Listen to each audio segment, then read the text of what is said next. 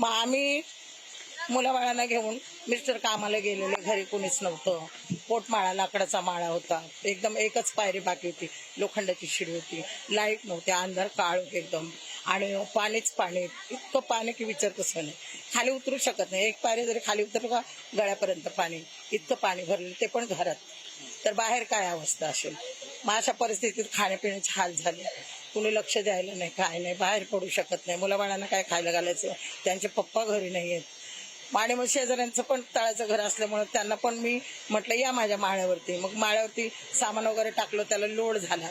2 दिवस घरात खूप पाणी, मुलांना म्हणजे लघवीला करायला जायला पण होत नव्हतं, खाली उतरू शकत नव्हतं, कारण उतरलं का ते गळ्यापर्यंत पाणी होतं. कपडे ओले होण्याची भीती होती, कारण कपडे सगळे भिजलेले. अशी कठीण परिस्थिती, खूप कठीण. 2 दिवस तर इतके हाल. तिसऱ्या दिवशी थोडासा पाऊस कमी झाला. बाहेर आम्ही ड्रम वगैरे ठेवलेले वाहून गेले, बादल्या ठेवलेल्या वाहून गेल्या. पिण्याचं पाणी नव्हतं, कारण नळ पूर्णपणे डुबलेले होते आणि आपल्याला माहितीच नव्हतं की आपण ते पिण्याचं पाणी वगैरे वाचवावं. प्यायला पाणी देखील नव्हतं. मुलं तळमळत होती,